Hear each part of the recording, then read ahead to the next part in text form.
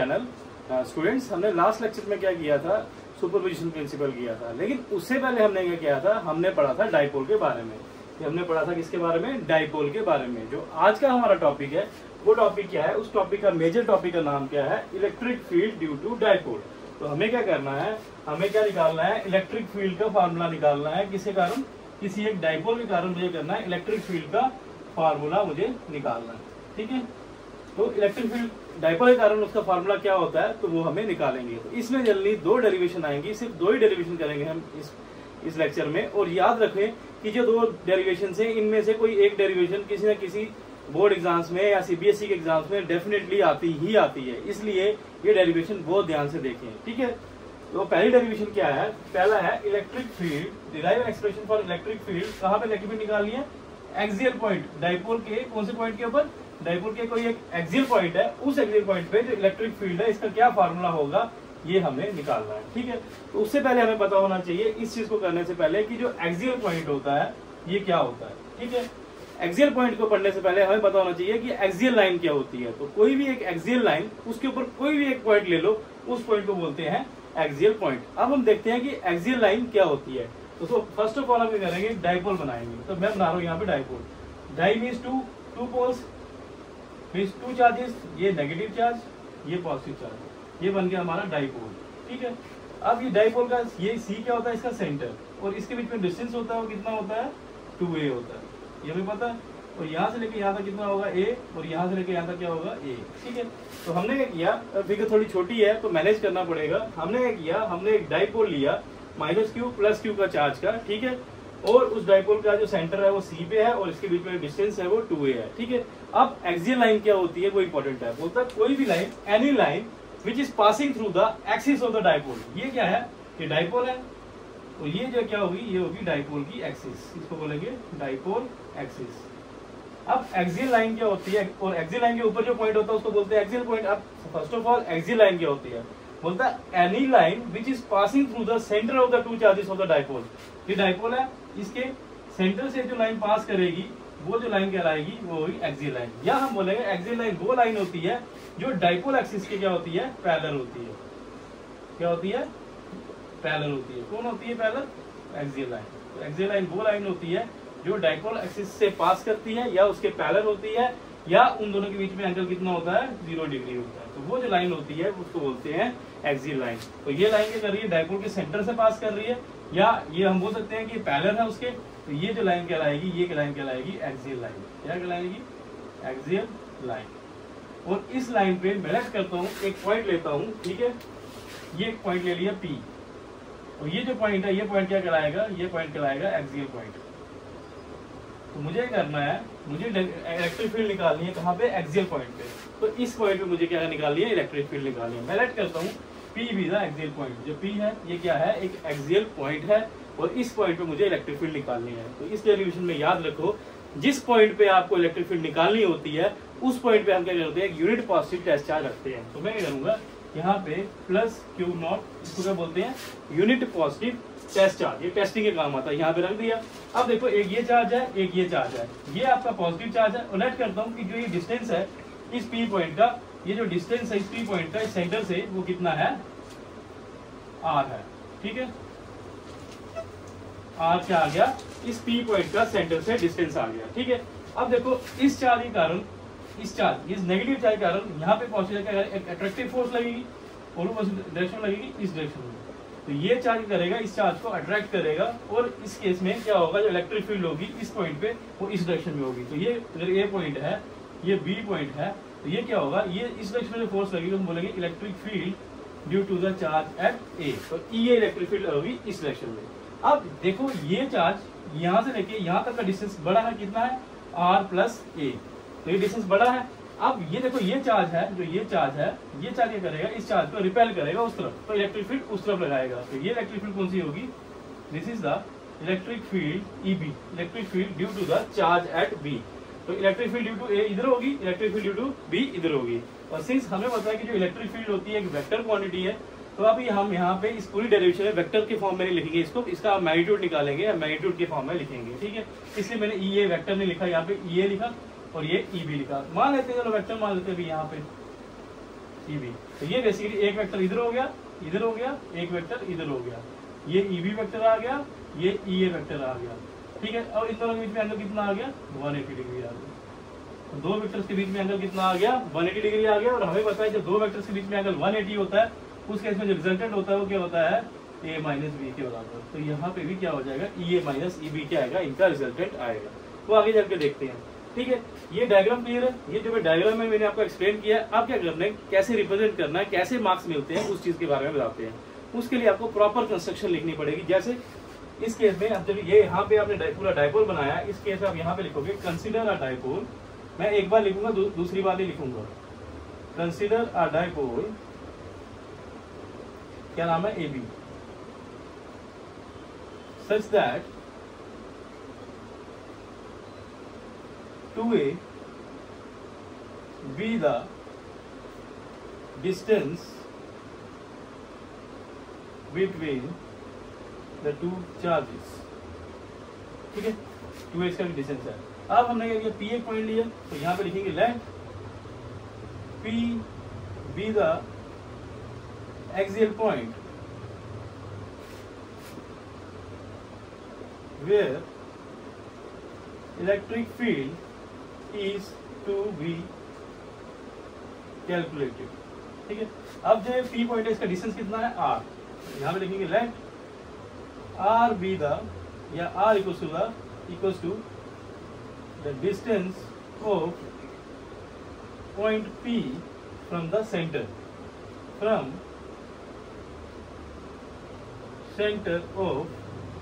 dipole। ये किस्म से हमने क्या कर दिया, इसकी कंस्ट्रक्शन लिख दी, ठीक है। अब हम क्या करेंगे, अब हम देखते हैं इसकी पूरा पर डेरिवेशन, ओके। अब हम क्या करेंगे, कंस्ट्रक्शन का पार्ट हमारा हो गया, अब मैथमेटिकल पार्ट आएगा। तो ये पार्ट बड़ा इंपॉर्टेंट है, तो इस पार्ट को ध्यान से देखेंगे, ठीक है। अब हम क्या करेंगे, अब हम लिखेंगे, हम निकालेंगे इलेक्ट्रिक फील्ड। हम निकालेंगे इलेक्ट्रिक फील्ड यहाँ पे किसके कारण, इस चार्ज के कारण। इलेक्ट्रिक फील्ड ड्यू टू, ये minus Q charge, electric field due to minus Q charge at, कहाँ पे, एट ए। वो जो इलेक्ट्रिक फील्ड है वो किसके बराबर हम निकालेंगे, ठीक है। जस्ट इंपॉर्टेंट है, आपको पता होना चाहिए कि जो इलेक्ट्रिक फील्ड होती है उसका फार्मूला क्या है, ठीक है। तो जो इलेक्ट्रिक फील्ड होगी वो यहाँ पे वो क्या हो जाएगी, ई हो जाएगी, ठीक है। और जो ये इलेक्ट्रिक फील्ड होगी, ये इलेक्ट्रिक फील्ड किसके बराबर होगी, तो आपको पता है, हमने फार्मूला पढ़ा था इलेक्ट्रिक फील्ड के, के क्यू बाई आर स्क्वायर के बराबर होगी। के क्यू चार्ज कौन सा है, ये चार्ज है, के Q upon the distance between two, जो इनके बीच में डिस्टेंस है आर स्क्वायर। तो इनके देखो ए और इस पॉइंट में डिस्टेंस कितना, देखो यहाँ से लेके यहाँ सेंटर तक आर है, आगे ए है, तो क्या आ जाएगा यहाँ पे आर प्लस ए का होल स्क्वायर। क्यों, क्योंकि जो इलेक्ट्रिक फील्ड होती है उसका फार्मूला क्या होता है, के क्यू बाई आर स्क्वायर। तो ये आ गई हमारी electric field at point A. अभी मैं स्केलर में निकाल रहा हूँ, मैं इसका मैग्नीट्यूड निकाल रहा हूँ, ठीक है। लेकिन अगर मुझे करना पड़ेगा, मुझे अगर मैं वेक्टर फॉर्म में निकालूं तो मुझे यहाँ पे वेक्टर लगाना पड़ेगा और यहाँ पे इसके मेंशन करनी पड़ेगी डायरेक्शन। आप स्केलर में फॉर्म में भी कर सकते हो, वेक्टर फॉर्म में भी कर सकते हो। हम स्केलर फॉर्म में करेंगे। तो electric field due to minus Q charge at A कितनी आएगी, K Q by R plus A का होल स्क्वायर, ठीक है। सिमिलरली अब हम क्या करेंगे, सिमिलरली लिखेंगे, हम निकालेंगे electric field due to plus Q charge, इसके कारण plus Q charge at B is due to the plus Q charge, जो कहां पे रखा है, बी पे रखा है, उसके कारण इस पी पॉइंट पे जो इलेक्ट्रिक फील्ड होगी वो कितनी होगी, वो होगी ईबी, बी के कारण, किस डायरेक्शन में, इस डायरेक्शन में। और ईबी किसके बराबर होगी, के क्यू अपॉन द डिस्टेंस। तो ये इस पॉइंट पर इसका डिस्टेंस कितना, देखो ये आर है तो ये ए है, तो आर में से ए निकालेंगे तो ये डिस्टेंस मिल जाएगा, यहाँ आएगा आर माइनस ए का होल स्क्वायर। ये आ जाएगी electric field due to B, electric field due to B, और ये आएगी electric field due to A, ठीक है। अब देखो इस पॉइंट पे एक इलेक्ट्रिक फील्ड इधर जा रही है, एक इलेक्ट्रिक फील्ड इधर आ रही है। अब यहाँ पे मैंने बताया इन दोनों के बीच में एंगल कितना आया, 180, और इनका रिजल्टेंट क्या होगा, ए माइनस बी।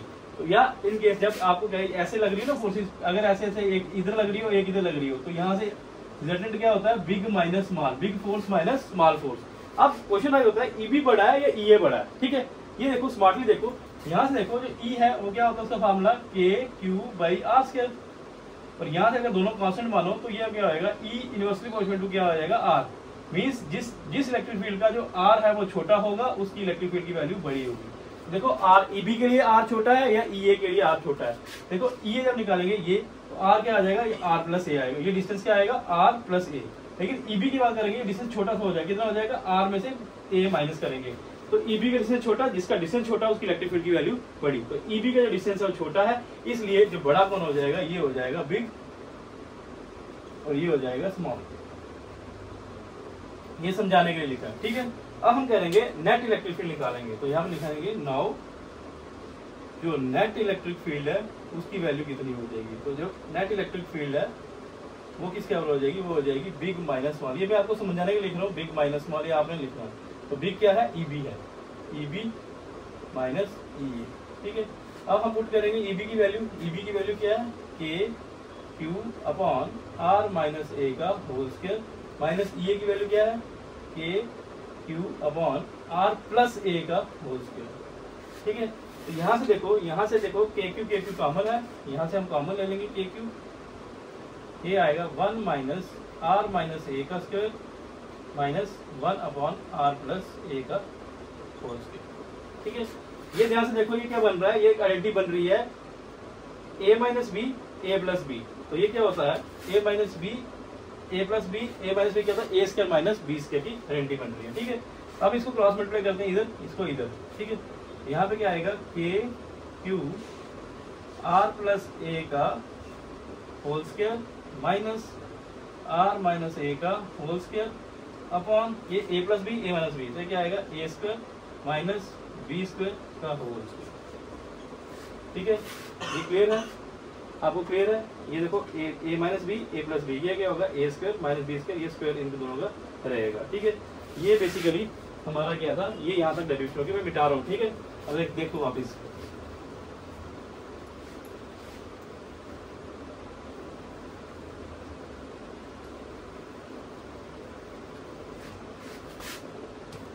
अब देखो इसके आगे हम वापस लिख रहे हैं, इसके आगे देख रहे हैं, तो यहाँ से क्या आ जाएगा, यहाँ से के क्यू किसके बराबर हो जाएगा, के क्यू है ये ए प्लस बी का whole square A minus B का होल स्क्वायर, तो इस ये क्या खोलेंगे, इसको क्या आएगा, A square plus B square plus 2a into B, ये आ गया। फिर इसका क्या आएगा, प्लस लिखा बीच में, सॉरी यहाँ पे माइनस है तो हमने माइनस लिखना है।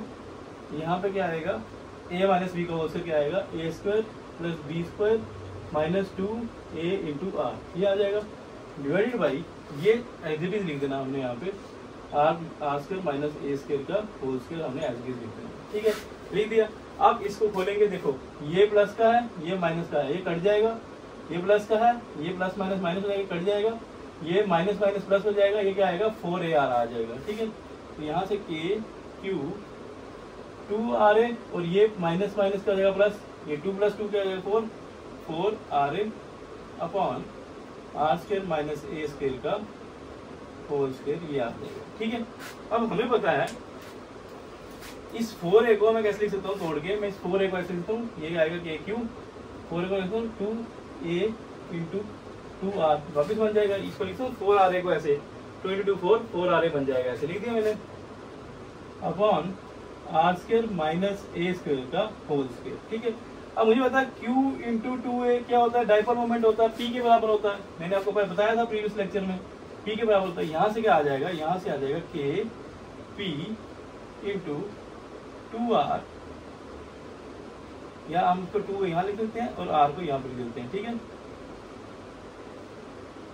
R square minus A square का होल स्क्वायर, ये आ जाएगा नेट इलेक्ट्रिक फील्ड, ये आ गया आपकी नेट इलेक्ट्रिक फील्ड। इसकी वैल्यू क्या आएगी 2kp, k की वैल्यू आपको पता है 1/4πε0 होती है, 2kp r upon R square minus A square, ये एक डेरिवेशन है हमारी यहाँ तक। लेकिन होता क्या है कि जो ये r डिस्टेंस है, ये डिस्टेंस यहाँ सेंटर से इस पॉइंट में निकालना है। अगर बोलते हैं कि अगर जो ये r डिस्टेंस है बहुत ज्यादा हो as compare to the a distance, a distance means जो डाइपोल के सेंटर से लेके डाइपोल का डिस्टेंस है a, अगर ये बहुत ज्यादा बड़ा हो, दैट इज इसका मतलब है अगर r बहुत बड़ा a से मीन्स a की वैल्यू बड़ी छोटी है, a की वैल्यू बड़ी छोटी है, तो डाइपोल क्या हुआ short, that is for short dipole. ये क्या है, शॉर्ट डाइपोल के लिए हम डेरिवेशन कर रहे हैं यहाँ पे, that is for short dipole. तो शॉर्ट डाइपोल के लिए क्या हो जाएगा, अगर r की वैल्यू बहुत बड़ी है a से, तो a का जो स्केयर हो जाएगा वो अप्रोक्सीमेटली किसके बराबर हो जाएगा, 0 के बराबर हो जाएगा। अगर a की वैल्यू बड़ी छोटी हुई तो यहाँ पुट कर दो, आपको डेरिवेशन मिल जाएगी शॉर्ट डाइपोल की, that is for short dipole. अब जो रिजल्ट आएगा ये शॉर्ट डाइपोल के लिए होगा, छोटे से डाइपोल। क्यों छोटा डाइपोल, क्यों, क्योंकि a की वैल्यू बहुत छोटी है, a क्या है डाइपोल के बीच का डिस्टेंस, ठीक है, सेंटर का डिस्टेंस। शॉर्ट डाइपोल क्या आ जाएगा, यहाँ आप पुट करेंगे जो नेट इलेक्ट्रिक फील्ड आ जाएगी वो किसके बराबर आ जाएगी, 2kpr अपॉन ए इसके लिए 0 कर देंगे, 0 करेंगे ये आएगा ऐसे स्क्वायर बन जाएगी, ये 0 हो गया तो ये आएगा स्क्वायर आ जाएगा। तो ये वैल्यू क्या आ जाएगी 2kpr अपॉन r की पावर 4, 2 × 2 4 हो जाएगा, ये r और ये कैंसिल हो जाएगा। तो यहाँ से ई नेट की वैल्यू जो आ जाएगी वो किसके बराबर आ जाएगी 2kp अपॉन r3। तो यहाँ से हमें पता चलता है कि डाइपोल के केस में क्या होता है, मैंने पहले बताया था कि डाइपोल केस में जो इलेक्ट्रिक फील्ड है, ये देखो ये इलेक्ट्रिक फील्ड है, अगर ये दोनों कांस्टेंट माने यहाँ से जो इलेक्ट्रिक फील्ड होगी वो क्या हो जाएगी, वो इन्वर्सली प्रोपोर्शनल हो जाएगी इसके r3 के। ठीक है, एक बार और ये जो एक्सप्रेशन 2kp/r3 का ये एक्सप्रेशन किसके लिए है, ये है शॉर्ट डाइपोल के लिए, किसके है, शॉर्ट डाइपोल के लिए ये एक्सप्रेशन है। ठीक है, तो ये जो आया 2kp/r3। लेकिन अब अगर इसको वेक्टर फॉर्म में लिखना है तो आपको वेक्टर फॉर्म में भी लिखना पड़ेगा। ठीक है, तो यहाँ पे जब मैं ई नेट को वेक्टर फॉर्म में लिखता हूँ, जो नेट इलेक्ट्रिक फील्ड है एट पॉइंट P, जब इसको वेक्टर फॉर्म में लिखता हूँ तो यहाँ पे क्या करूंगा, यहाँ पे प्लस साइन लगाऊंगा 2kp/r3। तो ये प्लस साइन क्या इंडिकेट कर रहा है, क्योंकि जब अगली डेरिवेशन करेंगे वहाँ पे माइनस साइन आएगा लास्ट में। तो यहाँ पे इलेक्ट्रिक फील्ड लिखा, यहाँ पे मैंने वेक्टर बनाया इसके ऊपर, तो डाइपोल मोमेंट है इसके ऊपर भी वेक्टर बनाऊंगा क्योंकि ये भी वेक्टर है। तो यहाँ से हमें क्या चलेगा, देखो यहाँ से अगर प्लस साइन है इसका मतलब क्या है कि जो ई एड पी मतलब जो हमारा मोमेंटम है, इन दोनों की जो डायरेक्शन है वो सेम है, इसका ये है मतलब प्लस साइन का, ये जो डायरेक्शन है ई और पी की क्या है, सेम डायरेक्शन है। कैसे, ध्यान से देखो, मैंने बोला डाइपोल मोमेंट में क्या होता है, जो पी होता है उसकी डायरेक्शन कहाँ से होती है, हमें पता है हमेशा नेगेटिव चार्ज से पॉजिटिव चार्ज होती है डाइपोल मोमेंट। तो ये होता है पी इस डायरेक्शन में जाता है, इस डायरेक्शन में। अब नेट इलेक्ट्रिक फील्ड कहाँ जाएगी, वहां जाएगी जहां पे बड़ी इलेक्ट्रिक फील्ड लग रही है। छोटी ई ए छोटी है, ई बी बड़ी है, जिस तरफ जो बड़ा खिंचाव बढ़ेगा खिंचाव होगा उसी तरफ नेट इलेक्ट्रिक फील्ड जाएगी।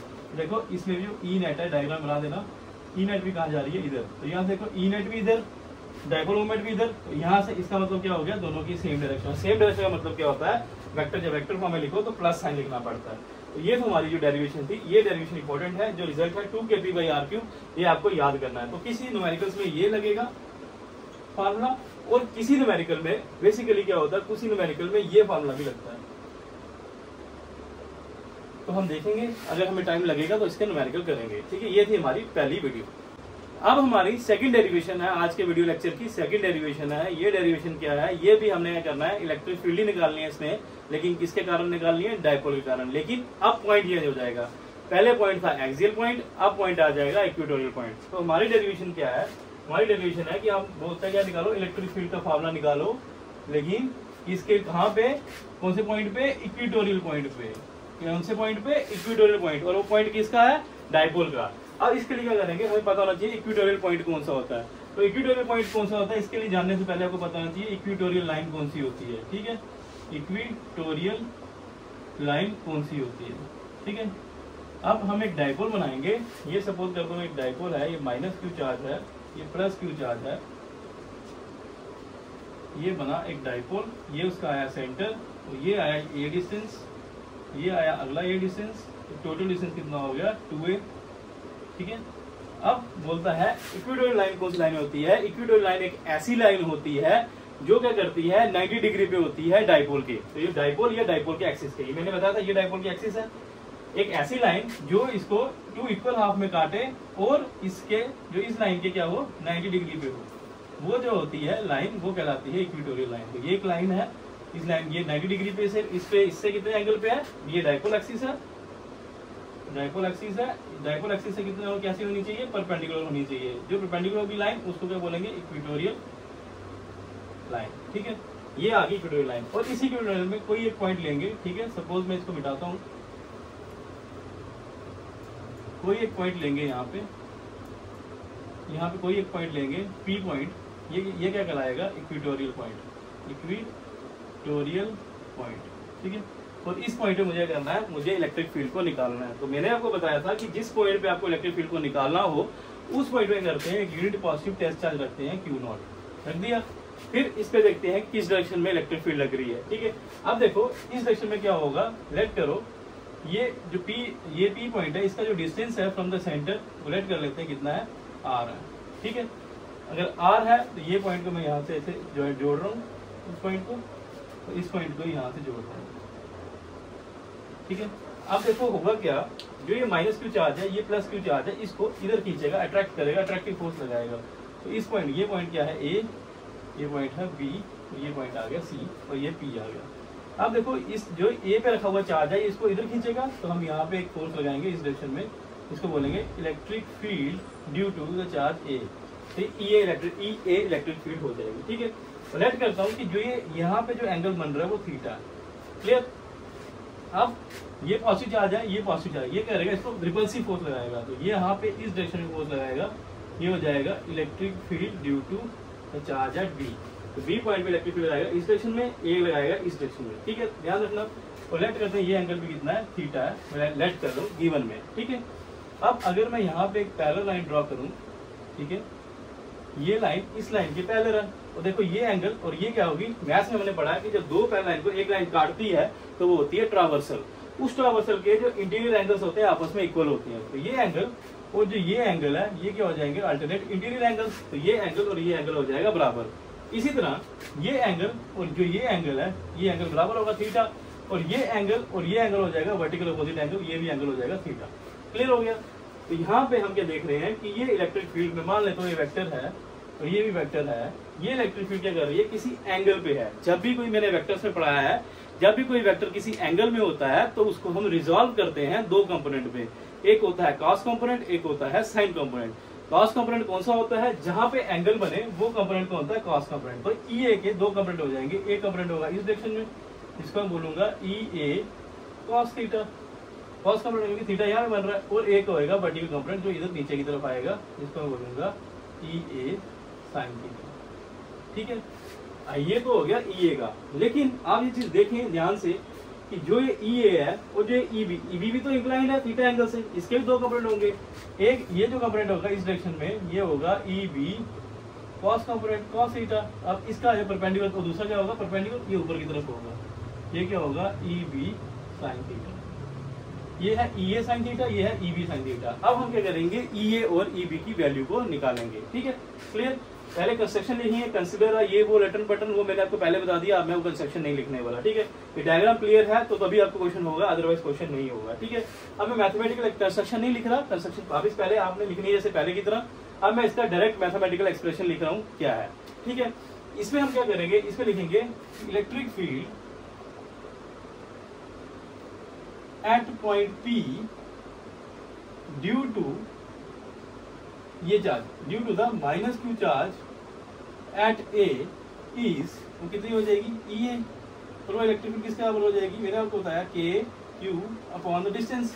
तो इसके बीच में जो डिस्टेंस है यहाँ से लेके यहाँ, वो डिस्टेंस कितना है ए पी, ए से लेके पी का डिस्टेंस है, ये क्या आएगा ए पी का स्क्वायर आ जाएगा। अब मुझे ए पी निकालना, ए पी कितना, तो मैं यहाँ से नीचे निकाल रहा हूँ ए पी को। ठीक है, देखो ये क्या आपको ट्रायंगल दिख रही है, ये ट्रायंगल राइट एंगल ट्रायंगल दिख रही है, तो ये ट्रायंगल मैं बना रहा हूँ, ये ऐसी ट्रायंगल है। ठीक है, ये P पॉइंट है, ये A पॉइंट है, ये C पॉइंट है। ठीक है, तो ये एंगल है 90 डिग्री का। ठीक है, ये डिस्टेंस दिया हुआ R है, यहाँ से लेके यहाँ तक का, और यहाँ से लेके A है। ठीक है, तो मुझे निकालना है AP, क्योंकि मुझे AP पुट करना है यहाँ पे, तो AP निकल जाएगा। तो पाइथागोरस PGT लगाऊंगा मैं, पाइथागोरस थ्योरम लगाऊंगा इस पे, तो हाइपोटेन्यूज स्क्वायर क्या हो जाएगा, AP स्क्वायर किसके बराबर हो जाएगा, base square that is A square, इसका AC का स्क्वायर, और ये क्या परपेंडिकुलर स्क्वायर प्लस परपेंडिकुलर क्या R स्क्वायर। तो यहाँ से मेरा AP स्क्वायर निकल जाएगा, AP स्क्वायर किसके बराबर आ जाएगा, A square plus R square. ठीक है, क्लियर हो गया। तो यहाँ पे हम क्या कर देंगे, K Q upon AP square की जगह हम क्या लिख देंगे, A square plus R square. Clear हो गया। ठीक है, सिमिलरली अब क्या निकालूंगा, मैं EB निकालूंगा, दैट इज सिमिलरली मैं लिखूंगा यहाँ पे, similarly electric field at point B जो होगी वो किसके बराबर होगी, तो EB, ये जो EB है ये किसके बराबर होगी, के क्यू, के जो charge, this is the charge, magnitude लिख रहा हूँ, इसे साइन मैटर नहीं करते, अपॉन द डिस्टेंस, डिस्टेंस क्या आएगा BP, तो BP का स्क्वायर। तो सिमिलरली यहाँ से अगर BP देखोगे ट्रायंगल को, ये ट्रायंगल उठाऊँ मैं, ये देखो ऐसे ऐसे, ये B है, ये P है, ये डिस्टेंस दिया हुआ मुझे कितना है R है, और ये देखो A है। सेम केस सेम होगा, इस पाइथागोरस थ्योरम क्या है, बीपी स्क्वायर जो पाइथागोरस हाइपोटेन्यूज स्क्वायर किससे आ जाएगा, R square plus A square, तो सेम निकलेगा, AP स्क्वायर और BP स्क्वायर दोनों बराबर होंगे। BP की वैल्यू भी क्या आएगी यहाँ से, A Q upon A square plus R square. तो ये इसको अगर 1 मान लूँ तो इसको 2 मान लूँ, अब क्या देखूँ फ्रॉम 1 एंड 2 देखूँ, जो EA और जो EB है ये आपस में बराबर है, ये भी क्या क्यों भाई, इसके पास ये भी हम लिखेंगे from 1 and 2 it is clear that जो EA वैल्यू है वो किसके बराबर है, EB की वैल्यू है, और जो EB है ये लेट करते हैं, ये दोनों की वैल्यू किसके बराबर है, E के बराबर। ठीक है, ये कर लिया। ठीक है, अब देखो इस डायग्राम से अगर हम बोल रहा हूँ EA और EB बराबर है, तो ये EA sin थीटा और EB sin थीटा ये दोनों बराबर होंगे। सिंस अगर ये बराबर है तो एक नीचे की तरफ लग रहा है, एक ऊपर की तरफ लग रहा है, तो ये एक दूसरे को क्या करेंगे, वर्टिकल कंपोनेंट। ये कौन से वर्टिकल कंपोनेंट, sin थीटा कौन से वर्टिकल कंपोनेंट, ये एक दूसरे को क्या कर देंगे, ये दोनों क्या कर देंगे, कैंसिल कर देंगे। इनका इफेक्ट क्या हो जाएगा, कैंसिल। जब ये कैंसिल कर देंगे, इसी कारण जो नेट इलेक्ट्रिक फील्ड है अब किसी कारण होगी, वो स्टोक कंपोनेंट के कारण, इन्हीं के कॉस कंपोनेंट। इसका EB का इधर लग रहा है, इस तरफ जा रहा है EB कॉस थीटा, और EA का भी इधर जा रहा है EA sin थीटा। तो यह क्या करेगा, यहाँ पे जो वर्टिकल कंपोनेंट एक दूसरे को बीइंग इक्वल एंड अपोजिट वो एक दूसरे को कैंसिल आउट कर देंगे। ये लाइन लिखनी है, तो हमने लिखना है from figure it is clear that the vertical component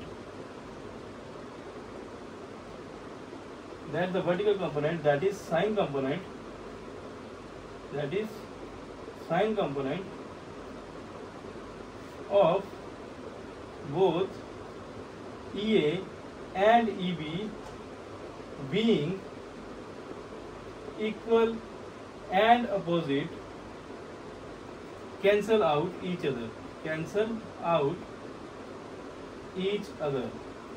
ठीक है, hence अब नेट इलेक्ट्रिक फील्ड किसकी होगी, hence net electric field is due to cos component. जो कॉस कंपोनेंट है उनके कारण क्या होगा, नेट इलेक्ट्रिक फील्ड होगी। ठीक है, तो ये लाइन आपको यहाँ पे लिखनी है। ठीक है, अब इसके आगे क्या करना है मैं आपको बताता हूँ, इसके आगे क्या करना है। ठीक है,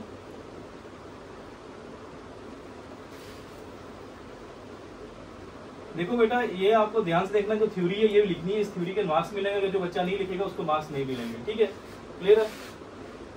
अब जो नेट, यहाँ पे मैंने क्या लिखा हुआ है, हमने लिखा है जो नेट इलेक्ट्रिक फील्ड होगी वो किसके कारण होगी, कॉस कंपोनेंट के कारण होगी। तो कॉस कंपोनेंट एक इधर जा, EB का कॉस कंपोनेंट इधर जा रहा है, इसका भी आ, तो हम लिखेंगे since cos component of both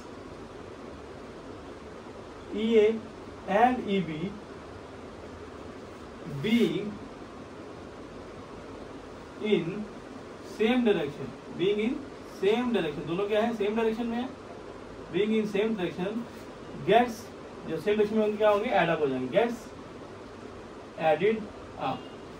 therefore जो E नेट हो जाएगा, जो नेट इलेक्ट्रिक फील्ड होगी इस पॉइंट पे, P पॉइंट पे, वो किसके कारण होगी, वो क्या होगी, इन दोनों कंपोनेंट का सम हो जाएगा। तो किसके बराबर हो जाएगी वो, EA cos of theta plus EB cos of theta। और मुझे पता है E और EB बराबर है, तो ये E cos theta के बराबर हो जाएगा। यहाँ पे भी क्या लिखेंगे, E cos theta लिख देंगे, तो E प्लस E क्या हो जाएगा, 2E cos of theta। Clear हो गया। ठीक है, अब मुझे यहाँ पे पता है कि जो E की वैल्यू है वो मुझे पता कितनी है। ठीक है, और हमें पता है कि जो cos theta है, अब cos theta क्या है उसकी वैल्यू निकालनी पड़ेगी। ये आ गया आपका cos। ठीक है, अब cos theta कैसे निकलेगा, तो E नेट किसके बराबर आ गया, 2E cos of theta। ठीक है, अब हमने क्या किया था, हमने E की वैल्यू निकाली थी। E की वैल्यू क्या थी वो पुट कर दो यहाँ पे, हमने E की वैल्यू निकाली थी क्या, जस्ट पीछे हम देखेंगे अपनी E की वैल्यू थी 2kp अपॉन जो डिस्टेंस था, डिस्टेंस कितना था, ये वाला r² plus a² into cos of theta। ठीक है, ये E नेट आ गया हमारा यहाँ से। अब हमें निकालना है cos थीटा, हम निकालेंगे cos थीटा। इस कंपोनेंट में cos थीटा क्या होता है, पंडित बने प्रसाद बोले हरे हरे, ये याद है ना आपको, पंडित बने प्रसाद बोले हरे हरे। ये साइन का होता है, ये cos क्या हो गया, बेस बाई हाइपोटेन्यूज। ठीक है, तो यहाँ पे इस ट्रायंगल बेस क्या आ गया, a, और हाइपोटेन्यूज क्या आ गया, ये लाइन। तो हाइपोटेन्यूज क्या है, a² प्लस r², ये हमने AP निकाला ना पहले, यहाँ पे निकाला AP, r² प्लस a²। तो ये वैल्यू a अपॉन a, ये वैल्यू यहाँ पे पुट कर देंगे, तो ये हमारा डेरिवेशन यहाँ पे कंप्लीट हो जाएगी। तो ये E नेट क्या आ जाएगा, जो नेट इक्विटोरियल पॉइंट पे आ जाएगी, किसके बराबर आ जाएगी, 2kp upon r plus a², इसकी वैल्यू क्या आ जाएगी, a upon a plus r²। ठीक है, क्लियर हो गया। a² plus r², a² plus R square की power 1 basis of same powers are added, तो यहाँ पे क्या आ जाएगा, यहाँ पे 2k, ठीक है।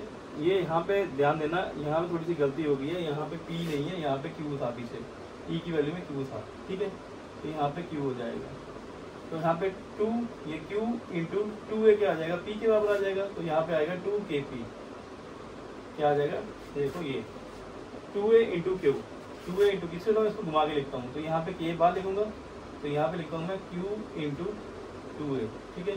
ये क्या आ जाएगा आपका a square plus R square का होल स्क्वायर, ठीक है, ये आपका आ गया, ठीक है। अब मैं थोड़ा सा मिटाता हूँ इसको, ये लाइन मिटाता हूँ, ठीक है, ये भी मिटाता हूँ नीचे वाला, ठीक है, जो इम्पोर्टेंट है वो मैं मिटा नहीं रहा, ठीक है, ये डायग्राम इम्पोर्टेंट है, मैं मिटा नहीं रहा, ठीक है। अब देखो q इंटू 2a जो होता है, ये क्या होता है, ये होता है p, ये किसके बराबर होता है, ये सारा किसके बराबर होता है, p के बराबर, डाइपोल मोमेंट के बराबर। ये क्या आ जाएगा, k into p upon a square plus R square की पावर, ये, ठीक है। यहाँ पे देखना कुछ गलती ना हो जाए, ठीक है, क्लियर। अब यहाँ पे क्या हो जाएगा, यहाँ पे कोई एक गलती हो रही है, यहाँ पे एक गलती हो रही है, तो यहाँ पे एक्चुअली जब हमने ई लिखा था यहाँ पे, तो ई का जो हमने फॉर्मूला पीछे निकाला था वो थोड़ा चेंज था, ये 2 तो 2 था, यहाँ पे था केपी क्यू इंटू आर था, यहाँ पे एक आर था, ठीक है। जब ये आर यहाँ पे पुट करेंगे, ये आर यहाँ पे आएगा, यहाँ पे आर आएगा, और यहाँ पे क्या आएगा, एक आर आएगा, और यहाँ पे क्या आएगा, एक आर आएगा, ठीक है। अब यहाँ लिखेंगे फॉर शॉर्ट डाइपोल, तो शॉर्ट डाइपोल के लिए फॉर्मूला निकालेंगे। तो मैंने आपको बताया कि जब शॉर्ट डाइपोल के लिए फॉर्मूला निकालेंगे तब हम क्या करते हैं, शॉर्ट डाइपोल क्या करते हैं, जो ए स्क्वायर है, शॉर्ट डाइपोल वो डाइपोल होता है जिसमें जो आर की वैल्यू बड़ी ज्यादा होती है ए से, इसलिए हम क्या करते हैं ए स्क्वायर को अप्रोक्सीमेटली 0 पुट करते हैं। जब ए स्क्वायर को यहाँ पे 0 पुट करेंगे, क्या आएगा, के पी आर अपॉन आर, ये आर स्क्वायर का होल स्क्वायर, तो ये कैसे किसके बराबर हो जाएगा, ये आ जाएगा के पी आर अपॉन आर की पावर 4, ये आर कैंसिल, यहाँ पे आएगा क्या, के पी अपॉन आर क्यू, ये आ जाएगा नेट इलेक्ट्रिक फील्ड। तो ये जो नेट इलेक्ट्रिक फील्ड आएगी ये आ जाएगी ये, तो मैं इसको क्लियर करके लिखता हूँ, यहाँ पे देखो थोड़ा मिटा के लिखता हूँ, ठीक है। तो यहाँ से जो नेट इलेक्ट्रिक फील्ड आ गई, जो नेट ई नेट आ गया वो किसके बराबर आ गया, के पी बाई आर क्यू। उसको पीछे वाले में एक्सेल वाले में क्या आया था, 2 के पी बाई आर क्यू आया था, इसमें क्या आया, के पी बाई आर क्यू, ठीक है। ध्यान देना 2 का सिर्फ 2 की कमी है, ठीक है। अब ये तो स्केलर फॉर्म में, अब लिखेंगे इन वेक्टर फॉर्म, इन वेक्टर फॉर्म। जब वेक्टर फॉर्म की बात करेंगे तब मुझे करना पड़ेगा मोमेंटम और इसकी डायरेक्शन मेंशन करनी पड़ेगी, ठीक है। अब देखो वेक्टर फॉर्म में क्या आएगा, जो ई नेट आएगा, जो नेट इलेक्ट्रिक फील्ड आएगा उसके रॉयल वेक्टर लगाऊंगा, ये क्या आएगा, यहाँ पे माइनस आएगा, क्यों आएगा मैं दिखाता हूँ। पी एक वेक्टर है, यहाँ पे आएगा आर टू, ठीक है। ये एक्सप्रेशन आएगा किसमें, वेक्टर फॉर्म में, ठीक है। ऐसा क्यों आया, क्योंकि देखो डायग्राम से देखो, तो नेट इलेक्ट्रिक फील्ड है, ये ई भी इधर जा रही है, ये इधर जा रही है, तो नेट इलेक्ट्रिक फील्ड भी इधर ही जाएगी कहीं पे, ई नेट इधर जाएगी, लेकिन पी कहाँ पे, माइनस पॉजिटिव, पी यहाँ पे जा रहा है, तो देखो पी इस डायरेक्शन में जा रहा है, ई नेट इस डायरेक्शन में जा रहा है, तो दोनों क्या है, अपोजिट डायरेक्शन में, इसलिए माइनस साइन लगाया। ई नेट और जो पी है आपस में अपोजिट है, उसमें सेम थे, इसमें अपोजिट है, ये फर्क है। तो यहाँ पे नेगेटिव साइन क्या इंडिकेट कर रहा है, जो नेगेटिव साइन इंडिकेट क्या कर रहा है कि जो ई है और जो पी है ये आपस में क्या है, आर इन अपोजिट डायरेक्शन, ये मेंशन कर रहा है। तो ये था हमारा दूसरा डेरिवेशन ये। तो इसमें अभी क्या करेंगे, छोटा सा क्वेश्चन और करेंगे, ध्यान दें, बस खत्म करेंगे, डेरिवेशन खत्म हो गई है, ठीक है। अब इसमें बोलता है, कभी कभी आपको क्या बोलता है, आपको बोलता है कि शॉर्ट डाइपोल के केस में जो इलेक्ट्रिक फील्ड की एक्सियल पॉइंट ई एक्सियल और ई इक्विटोरियल की जो रेशियो है वो कितनी है, वो आपको बताओ। तो कभी कभी क्या पूछता है हमें कभी कभी पूछ देता है ऐसे कि जो for a short dipole, for a short dipole, तो याद रखना शॉर्ट डाइपोल कौन सा डाइपोल होता है, ये वो डाइपोल होता है जिसकी जो ए की वैल्यू है वो बहुत कम होती है आर से, ठीक है। इस केस के लिए शॉर्ट डाइपोल के लिए बोलता है, वो पूछता है कि जो ई एक्सियल है उसको अगर मैं डिवाइड करूं ई इक्विटोरियल के साथ, उन दोनों की जो रेशियो है वो कितनी आती है, ये आपसे पूछता है, ठीक है। तो याद रखो ई एक्सियल अपॉन ई इक्विटोरियल जो आता है हमेशा उसकी वैल्यू 2 के बराबर आती है। कैसे देख लेते हैं। तो मुझे बताया कि जो ई एक्सियल है अभी मैंने निकाला, वो क्या आया, 2 kp बाई आर क्यूब, क्या आया 2 kp बाई आर क्यूब, किसके लिए, शॉर्ट डाइपोल के लिए, डिवाइडेड बाई ई इक्विटोरियल करूँ मैं, अगर ई इक्विटोरियल करूँ, ई इक्विटोरियल क्या आया, 2 नहीं आया, बस क्या आया kp बाई आर क्यूब आया, ठीक है। देखो इन दोनों को मैं डिवाइड करूँ तो यहाँ से ये kp आर क्यूब कैंसिल, 2 बच जाएगा। तो यहाँ से हमारा आ जाएगा कि जो ई एक्सियल है तो क्या हो जाएगा अपॉन इक्वेटोरियल जो हो जाएगा तो किसके बराबर हो जाएगा, ट्वाइस के बराबर। इसकी वैल्यू याद रखना, ई एक्सियल अपॉन इक्वेटोरियल किसके बराबर होती है, ये 2 के बराबर होती है। या इस चीज का क्या मतलब है कि अगर इसको क्रॉस मल्टीप्लाई यहाँ पे करूँ, इसका क्या मतलब होएगा कि जो ई एक्सियल है, जो एक्सियल पॉइंट पे जो इलेक्ट्रिक फील्ड होती है उसकी वैल्यू क्या होती है 2 टाइम्स। अगर ये क्रॉस मल्टीप्लाई करूंगा तो क्या 2 टाइम्स ई इक्वेटोरियल की होती है। तो ये बड़ा इंपॉर्टेंट टर्म्स है, आपको याद रखना है कि जो एक्सियल पॉइंट पे इलेक्ट्रिक फील्ड होती है कंपैरेटिवली इक्वेटोरियल के वो कितनी होती है, 2 गुना होती है, तो उससे 2 टाइम्स स्ट्रांग होती है। तो ये था हमारा आज का टॉपिक। ठीक है, thanks for watching our video.